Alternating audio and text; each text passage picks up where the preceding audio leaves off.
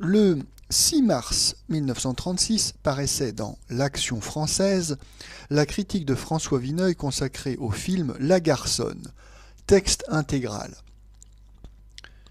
Je ne veux dire ici qu'un mot de La Garçonne, d'après le vieux pornographe Victor Marguerite, camouflé selon l'usage en peintre des mœurs.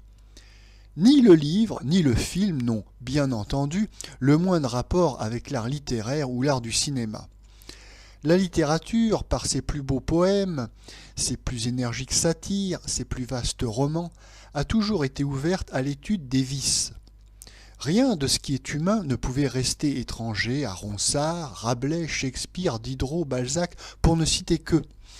Personne, sauf quelques cagots, n'a jamais songé à leur reprocher leur rudesse et leur franchise crue. La pornographie, au contraire, vieille comme l'homme, n'est qu'un commerce, et le plus méprisable, le plus monotone de tous. Aucun talent, si mince soit-il, n'a jamais pu se plier à de telles besognes. La pornographie suit le plus truste ennui. La fade ordure de Victor Marguerite m'est jadis tombée des mains au bout de 30 pages. Je n'ai pas eu la patience de voir cette semaine le film jusqu'au bout. Cette forme de la malpropreté est encore en dessous d'un certain naturalisme auquel s'attache une apparence de courage. C'est l'exploitation de ce qu'il peut y avoir de plus bassement romanesque dans le public, d'ailleurs déçu, rien n'étant jamais précisé. Cette gravelure sournoise et morne est donc une sorte d'escroquerie, en demeurant dégradante et honteuse, surtout par son imbécilité feuilletonesque. La censure avait une belle occasion de purger l'écran français d'un spectacle en tout point exécrable. Elle s'est bien gardée de le faire, on s'en doutait. Le pornographe communisant Victor Marguerite a donné de longue date ses gages de pur républicanisme. Il ne cache pas lui-même que son film a obtenu le visa grâce au ministre de l'Intérieur Chotan. Chotan, au secours de la garçonne, voilà qui est d'une admirable logique. L'affaire doit avoir été amorcée d'assez longue main. C'est certainement pour ne point créer de précédent que l'on a toléré il y a quelques mois les ridicules ordures de Lucrèce Borgia.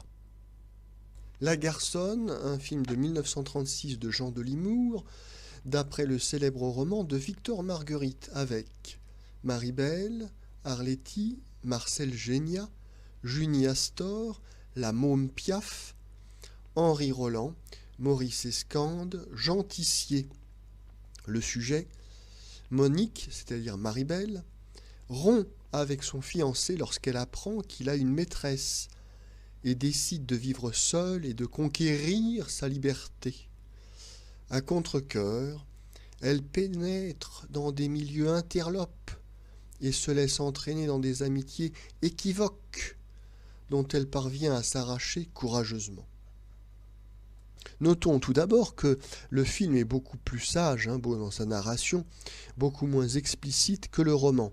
Le roman, sorti en 1922, était effectivement particulièrement scandaleux, puisqu'il dépeint avec complaisance les amours divers et variés d'une jeune femme libérée, comme on disait à l'époque, donc qui multiplie les aventures homosexuelles ou non, qui participe à des orgies très parisiennes, qui consomme de l'opium et de la cocaïne, etc. Enfin, tous les clichés de la vie parisienne décadente sont évoqués dans le roman, donc avec une complaisance qui d'ailleurs a généré un succès de librairie incroyable, car bien plus qu'un combat pour je ne sais quelle cause de libération féminine, le but recherché était surtout de multiplier les sujets de scandale et de provocation.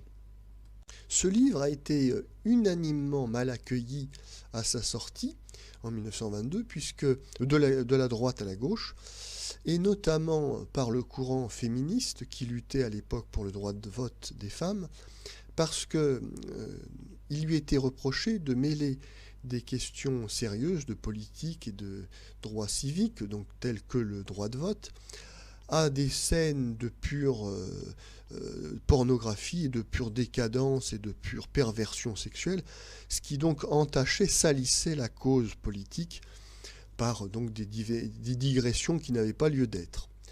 Et d'ailleurs, notons que le droit de vote des femmes a été rejeté en 1922 par la gauche, car à cette époque-là, la gauche craignait le vote des femmes, car elles étaient censées voter pour les partis cléricaux, alors que les maris étaient affranchis. C'était des gens qui allaient au bistrot, qui n'allaient pas à l'église et qui votaient donc pour les partis de progrès.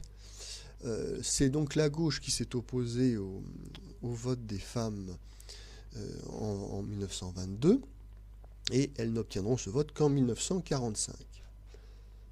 Bien que le film soit beaucoup plus discret et beaucoup moins explicite que le roman, il a quand même été interdit à Anvers, en Belgique, et il a failli être interdit à Paris, alors que le visa de censure lui avait déjà été accordé. Le Conseil des ministres avait d'abord décidé d'interdire ce film et dû annuler sa décision devant le tollé général qui était survenu, notamment par une campagne de presse virulente. Malgré ce contexte assez scandaleux, le film se révèle être assez terne et plat dans sa narration. Oui, alors le spectateur qui croyait pouvoir se payer un moment de voyeurisme, il en sera pour ses frais, parce que on ne voit pas grand-chose, et même on ne devine pas grand-chose des scènes scandaleuses du film, enfin et du roman, du sujet, sur cette vie parisienne décadente, pleine de perversions sexuelles et autres. Bon, on ne voit pas grand-chose. On reste dans une espèce de roman photo pour midinette, oui, qui donc cache le principal, et c'est assez plat. Bon. La mise en scène très conventionnelle se ressent bien sûr sur le jeu des acteurs. On aurait pu s'attendre d'un vrai festival de Arletty, notamment, puisqu'elle joue le rôle d'une artiste de music-hall bisexuelle, rôle qu'elle connaissait à la ville, donc on pouvait s'attendre vraiment à un numéro dont elle avait le secret. Et en fait, pas du tout. Elle joue son rôle d'une manière, somme toute, assez anonyme et plate. Même Jean Tissier, qui a un petit rôle et sans fantaisie. On peut donc dire que c'est un film très très sage. Alors, peut-être que c'était une volonté délibérée de Jean Delimour de faire un film très très sage dans sa forme, compte tenu du sujet particulièrement scandaleux. Mais enfin, en tout cas, le résultat est là. C'est que tout le film manque de piment et de piquant pour le sujet qu'il entend traiter. Donc, ce n'est pas une réussite.